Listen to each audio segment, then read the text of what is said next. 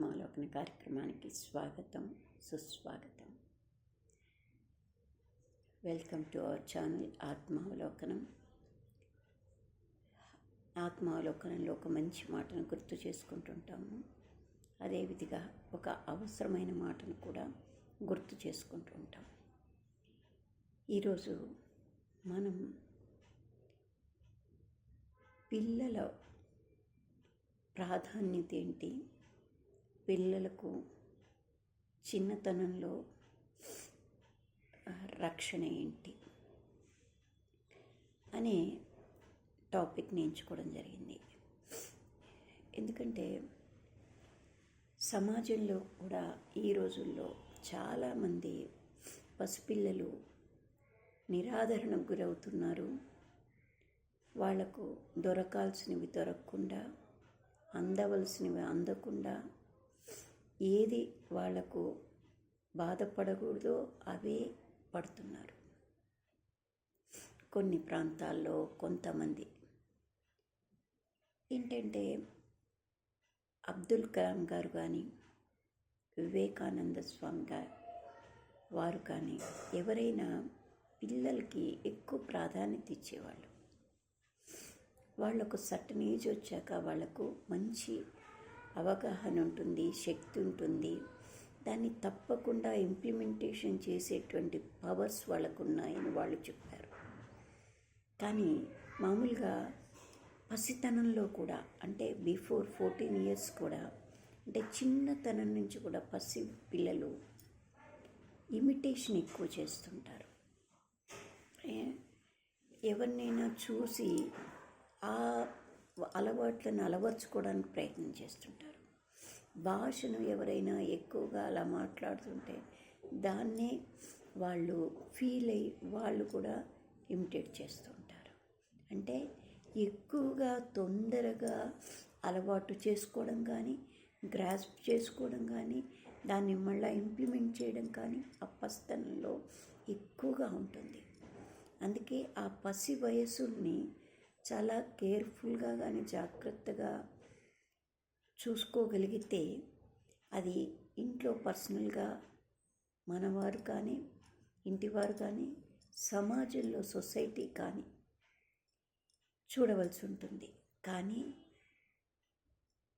కొంతమంది నెగ్లిజెన్స్కు గురవబడుతున్నారు. మరి వారికి ఎవరు ప్రశ్నించాలి, ఎలా ప్రశ్నించాలి? వీటన్నిటికీ అనుగుణంగానే మనకు చాలా వాటికి ఒక్కొక్క అవసరానికి అనుగుణంగా ఒక్కొక్క చట్టాలు ఏర్పడ్డాయి. దాంట్లో భాగంగా ఈరోజు మనం పిల్లల గురించి మాట్లాడుకున్నాం. కాబట్టి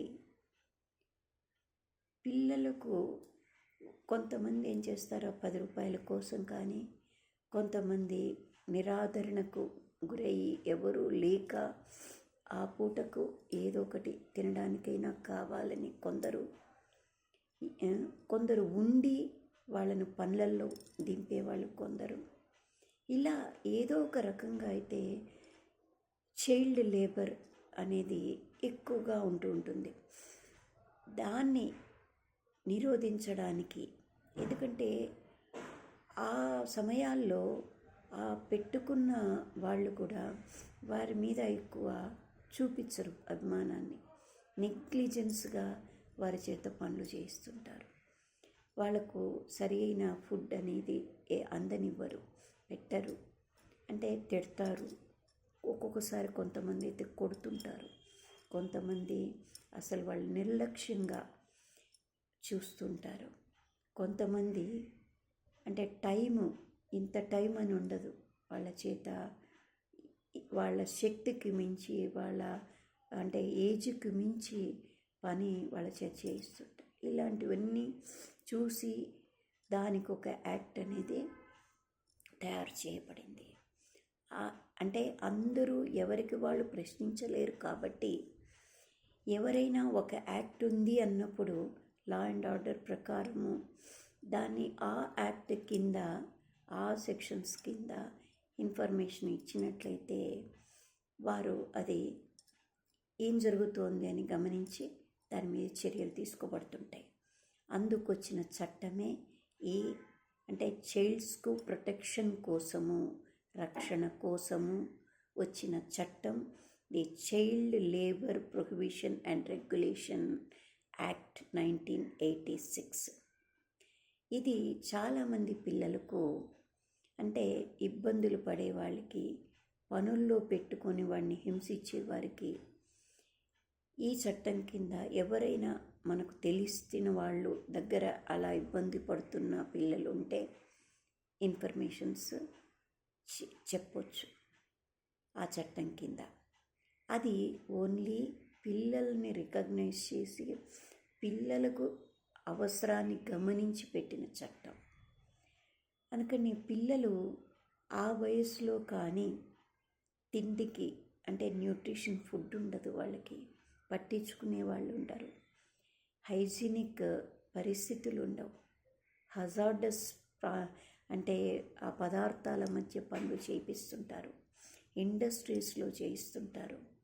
అంటే పసిబిడ్డల్ని రక్షించుకోవాల్సిన అవసరం మన సమాజానికి ఉంది. వారికి పని ఎంత నేర్పించగలగాలో అంత భద్రతను కూడా చేకూర్చగలిగి ఉండాలి. అందుకే పిల్లలు దేవునితో సమానము అంటారు. వాళ్ళకు ఇంకా మెచ్యూరిటీ మైండ్ రాదు ఆ ఏజ్లో. ఎందుకంటే వాళ్ళకు అరమరికలు తెలియవు, కలుషితం కుళ్ళు కుచితాలు తెలియవు. అందుకని వాళ్ళని భద్రంగా మోల్డ్ చేయగలిగితే ఒక బంగారాన్ని ఎంత గొప్ప అంటే ఆర్టికల్గా అయినా తయారు చేయొచ్చు. అది ముద్దగానే ఉంటుంది. ఆ పిల్లల మనస్సు కూడా సున్నితంగా అలానే ఉంటుంది. వాళ్ళని మోల్డ్ చేసే విధానాన్ని బట్టి వాళ్ళు అంత మంచి ప్యూర్గా మారుతూ ఉంటారు. కొంతమంది వినకపోయినా సరే చెప్పడం పెద్దవారి బాధ్యత, సమాజం బాధ్యత.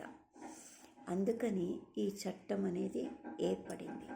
ఇలా ప్రతి ఒక్కదానికి కూడా కొన్ని చట్టాలు ఉన్నాయి. కానీ ఇంప్లిమెంటేషన్లోనే కొన్ని అంటే అడ్మినిస్ట్రేషన్ లోపాల వల్ల కొన్ని ఇంప్లిమెంటేషన్లో కొంచెం డిలేస్ కానీ నెగ్లిజెన్స్ కానీ కాబడుతున్నాయి. వాటిని మనం సరిదిద్దుకోగలిగితే మనకున్న అన్ని రకాలైన చట్టాలు చాలా ఉపయోగకరమైన చట్టాలు. ప్రతిదీ ఆలోచించి దాని అవసరం ఎంతుంది, ఎలా ఉంటుంది, ఇది వినియోగిస్తే ఎంత రక్షణ కలుగుతుంది అని తెచ్చిన చట్టాలే. కానీ ఆ చట్టాలని ఇంప్లిమెంటేషన్లో చాలా వరకు ల్యాబ్స్ జరుగుతూ ఉంటాయి. దానివల్ల ఎఫెక్ట్ తగ్గుతోంది, కానీ చట్టాలు లేక కాదు. చట్టాలు చాలా గొప్ప గొప్పగా ప్రతి ఒక్క దానికి కూడా చట్టం అనేది ఉంది. ఎందుకంటే ఒక మనిషి మనం నేరుగా నిలదీసి అడగలేము. అందుకని ఒక వెపన్ లాగా ఉపయోగపడితే చట్టం. ఆ చట్టం కిందనే మనం కోర్టు కేసినా లేదు ఏదైనా ఎఫ్ఐఆర్ కట్టినా ఏది చేసినా కూడా ఆ చట్టం ఆధారంగానే మనకు జరుగుతూ ఉంటాయి. అందుకని మన చట్టాలను మనం గౌరవించుకుందాం. మన చట్టాల లోతులో ఉన్న ఆంతర్యాన్ని గమనించుకుందాం. ఆ చట్టాలని వినియోగించుకుందాము. ప్రతి ఒక్కరూ బాధ్యుడే దానికి. అందుకని మనకు తెలిసినంత పరిధిలో మనం అవేర్నెస్ క్రియేట్ చేసుకుంటూ ప్రశ్నించే ఇది కూడా మనకు రైట్ ఉంది. కాబట్టి మనం సమాజంలో ఒక వ్యక్తులము, మనకు అర్హత ఉంది కాబట్టి మనం కూడా వాటిని తెలుసుకుంటూ అడిగేదానికి అవకాశం కల్పించుకుంటూ ముందుకు సాగాలని నేను కోరుకుంటున్నాను.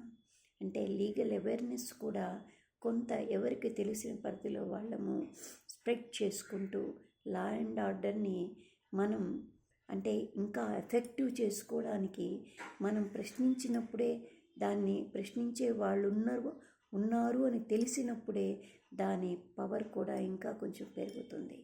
కాబట్టి ప్రతి ఒక్కరము ఆలోచించుకుందాము అని ఈ ఆత్మావలోకనంలో గుర్తు చేసుకుంటూ థ్యాంక్ యూ. Like, subscribe.